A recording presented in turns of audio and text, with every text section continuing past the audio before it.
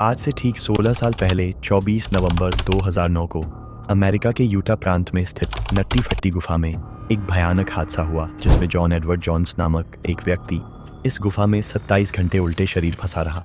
Rescue team और safety feature होने के बाद भी उसे क्यों नहीं बचाया जा सका। John Edward Jones went on what was supposed to be a day trip into the Nutty Putty Cave in Utah County. Tragically, in Utah tonight, authorities are considering shutting down a popular destination for adventurers.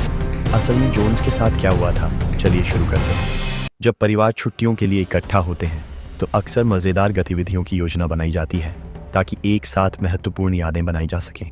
Jones परिवार ने भी ऐसे ही Nutty फट्टी गुफाओं में जाने का फैसला किया, लेकिन उन्हें इस बात का कोई अंदाज़ा नहीं था कि उनके परिवार को कितना नुकसान होगा और यही नट्टी फट्टी गुफा त्रासदी का कारण और जोन की कब्र बनेंगी। जॉन जोन्स पारिवारिक मौज मस्ती के लिए तैयार थे और उन्होंने साल्ट लेक सिटी के पास यूटा रेगिस्तान में स्थित नट्टी फट्टी गुफा को एक्सप्लोर करने का फैसला किया।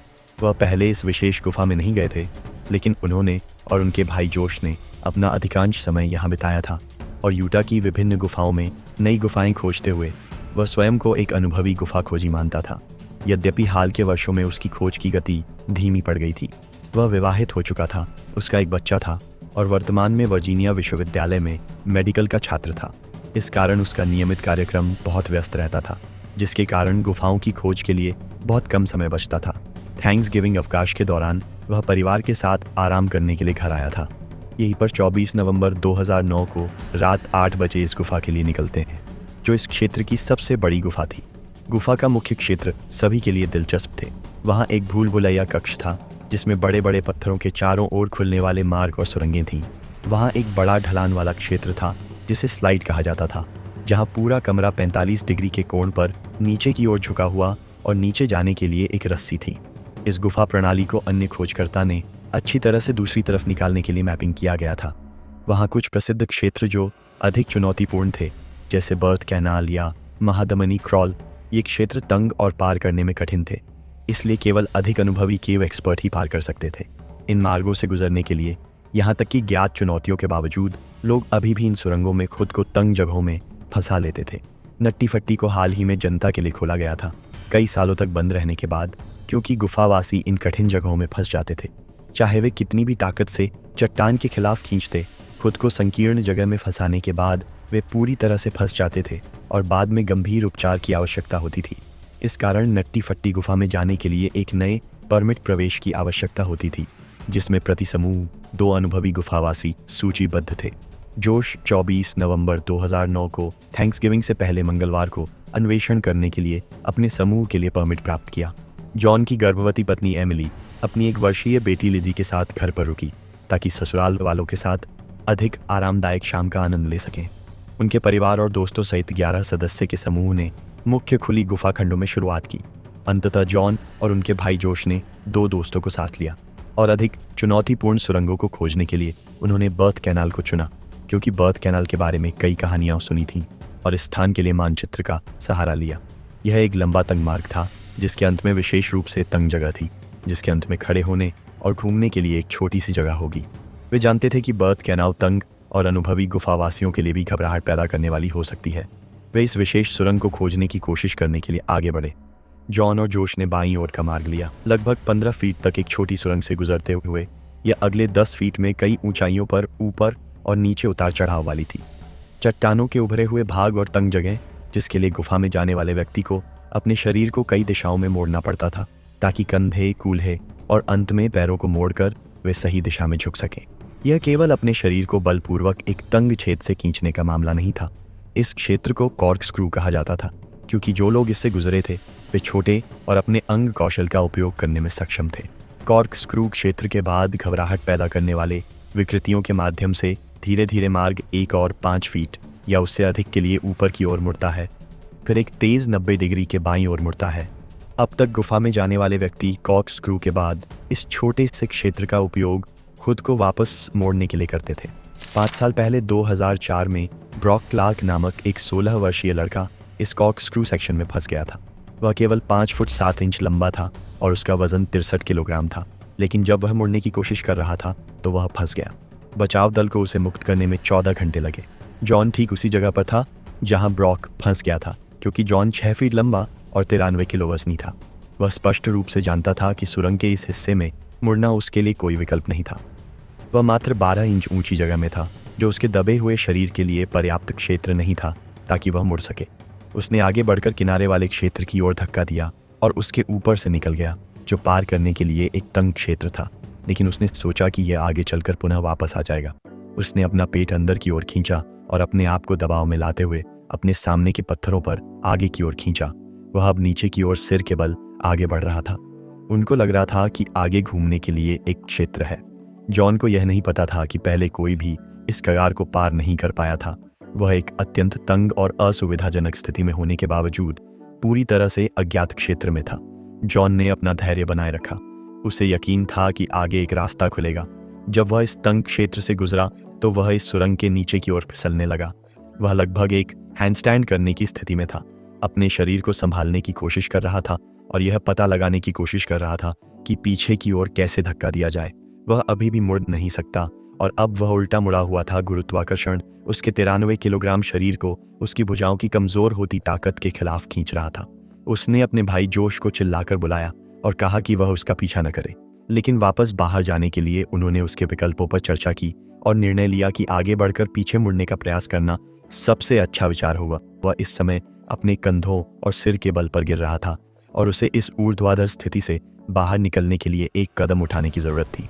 उसके हेडलैम्प ने उसे आगे फर्श पर एक छेद की झलक दी जो एक बड़ी जगह की ओर ले जा सकता था। अब उसे थोड़ा अधिक आशान्वित महसूस हुआ, यह सोचकर कि वे थैंक्सगिविंग डिनर पर इस दुर्घटना के बारे में हंसेंगे। उसने थोड़ा सा मोड़ लिया और आगे बढ़ गया। वह सुरंग में कैसे पहुंचा यह अज्ञात है। ऐसा माना जाता है कि वह फिसलकर अपने सिर पर चोट लगने के कारण तंग जगह में फंस गया। दूसरी धारणा यह है कि उसने छेद में देखा, लेकिन उसने जो देखा उसका गलत अनुमान लगाया। उसने सोचा कि यह केवल खुला स्थान है, एक अंत नहीं। किसी भी तरह से जॉन इस सुरंग के तल में एक छोटे से छेद में फंस गया था जो असंभव रूप से संकीर्ण था। केवल 18 inch by 10 inch, laptop computer की स्क्रीन से ज्यादा बड़ा नहीं। जॉन ने खुद को लगभग पूरी तरह से फंसा हुआ पाया। 70 डिग्री के कोण पर उल्टा पड़ा हुआ वह खुद को इस छेद से ऊपर की ओर धकेलने की कोशिश में कुछ समय लगा चुका था। ये थका देने वाला था। उसकी एक बाहें बेकार स्थिति में उसकी छाती के नीचे मुड़ी हुई थी और दूसरी उसके बगल में एक चट्टान पर फंसी हुई थी। वह दीवारों से टकराने लगा और जल्दी ही उसे एहसास हुआ कि उसके सारे प्रयास भी उसे 5 फीट ऊपरी सुरंग में नहीं ले जा सकेंगे। उसकी पिंडलियां और पैर अभी भी मार्ग में स्वतंत्र थे, लेकिन उसके पैर अब छेद के सबसे छोटे हिस्से में फंस गए थे जो केवल 8 इंच चौड़ा था। उसने जोश को फिर से पुकारना शुरू कर दिया। भाई जोश जानता था कि वह पीछे मुड़ने की कोशिश कर रहा है, इसलिए उसकी चीखें एक अच्छा संकेत नहीं थीं। जोश ने इस तंग जगह में रास्ता अपने भाई के विपरीत इस बार पैरों के बल पर वापस अपना रास्ता बनाया और कॉर्कस्क्रू पथ को पार किया और जॉन की आवाज़ की ध्वनि की ओर बढ़ता रहा। वह अंततः एक भयावह दृश्य के सामने पहुंचा। वह अपने भाई के पैर के अंत को चट्टान से बाहर निकलते हुए देख सकता था, जैसे कि उसने उसे पूरा निगल लिया हो। वह आगे बढ़ा जब तक कि उसके पैर जॉन के पैर को जकड़ नहीं सके। जॉन ने उसको पकड़ने और ऊपर खींचने की नाकाम कोशिश की। वे दोनों थके हुए और निराश महसूस कर रहे थे। जोश देख सकता था कि यह बहुत गंभीर है और उन्हें बाहर निकालने के लिए रेस्क्यू टीम की आवश्यकता होगी। वे सहमत हुए कि हाँ, मदद लेनी चाहिए और जॉन को जितना संभव हो सके शांत और तनाव मुक्त रहने की कोशिश करनी चाहिए। जबकि जोश मदद के लिए गया, अन्य पारिवारिक मित्रों में से एक जॉन से बात करने के लिए उस क्षेत्र में गया और उसे बताया कि वह उन्हें जल्द ही बाहर निकाल लेंगे। लेकिन समय के साथ संकरी जगह में ऑक्सीजन का लेवल लगातार घट रहा था। केवल उथली सांसें ही संभव थीं। ऊपर जाने के उसके सभी प्रयासों ने उसे वास्तव में दरार में और अधिक गहराई में पहुंचा दिया था। जैसे जैसे समय बीतता गया, गुरुत्वाकर्षण उसे सुरंग की खुरदरी दीवारों की ओर खींचता रहा। कुछ ही घंटों में रेस्क्यू टीम वहां पर पहुंच गई। पहली गुफा बचावकर्ता सूसी उस स्थान पर पहुंची जहां जॉन फंसा हुआ था। अब सुबह के 12:30 हो चुके थे और जॉन 3 घंटे से उल्टा लटका हुआ था। सूसी सिर्फ 5 फीट 3 इंच लंबी थी, इसलिए कॉर्कस्क्रू क्षेत्र से उसका निकालना उनके लिए बहुत आसान था। बैकअप के तौर पर उसके टखनों पर रस्सियां बांध दी गई थीं ताकि अगर वह फंस भी जाए तो उसे बचाया जा सके। उसने जॉन की जांच की और उसे बताया कि वे उसे बाहर निकाल लेंगे। उसे थोड़ी राहत मिली होगी, यह सोचकर कि रेस्क्यू मदद आ गई है और वह जल्द ही इस जाल से मुक्त हो जाएगा। सुशी ने उसके पैरों के चारों ओर वेबिंग पट्टियां बांधी और फिर उसे वापस उस जगह डाल दिया जहां से सुरंग शुरू हुई थी। जॉन को वापस ऊपर लाने और बाहर निकालने के लिए रस्सियों को खींचने के कई प्रयास किए गए। रेस्क्यू टीम के अनुसार रस्सियों पर इतना अधिक घर्षण था कि जॉन को प्रभावी ढंग से खींचा नहीं जा सकता था।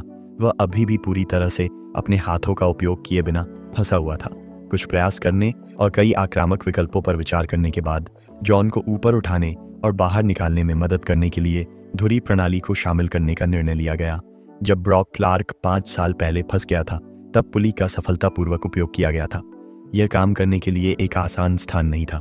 प्रत्येक उपकरण को प्रवेश द्वार से लाया गया, जिसमें कॉर्कस्क्रू के दूसरी ओर पहुंचने में लगभग 1 घंटा लग गया। सुरंग बहुत तंग थी और केवल छोटे बिजली उपकरणों को ही अंदर और बाहर ले जाया जा सकता था।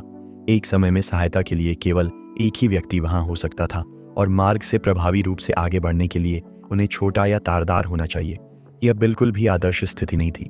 प्रत्येक घिरनी को स्थापित करने में असाधारण मात्रा में समय लगा।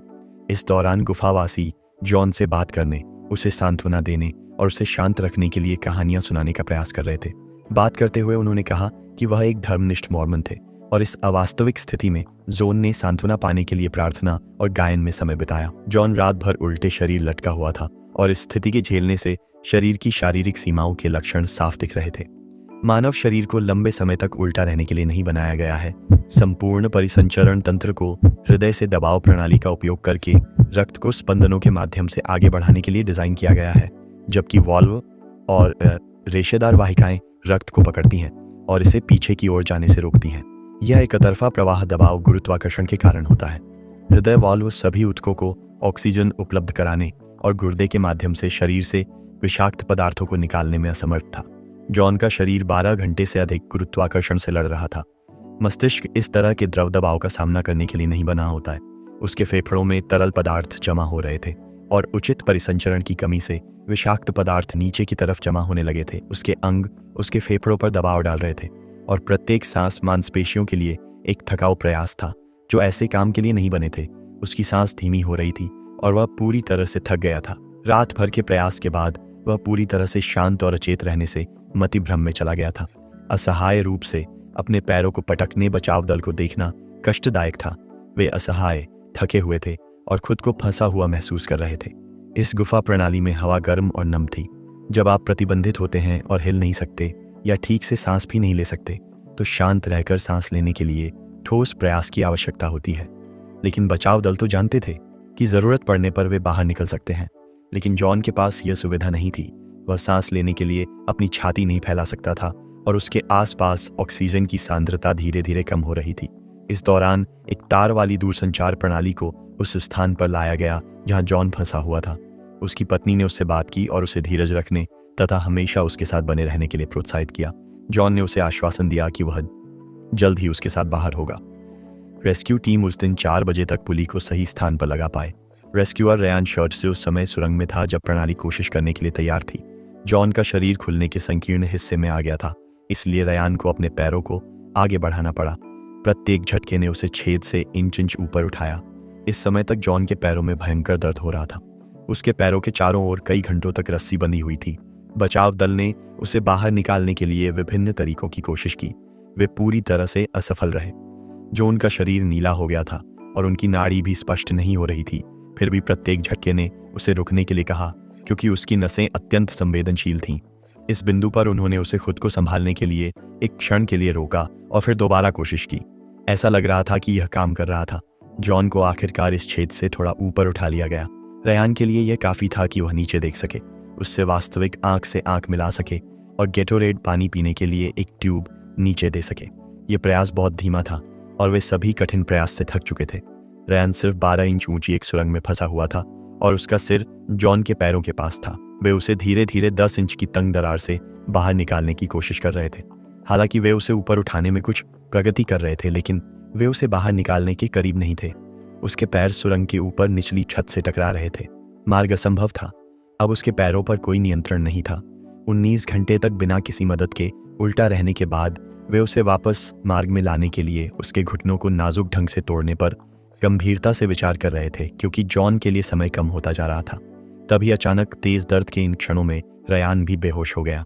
जब उसको बाहर निकाला तो उसके सिर से भारी मात्रा में खून बह रहा था और उलझन में था कि गुफा में अंतिम आर्च सेक्शन में पुली को पकड़ने वाला स्क्रू टूट गया, जिस कारण कैरबिनर और पुली सीधे रयान के चेहरे पर जा लगी।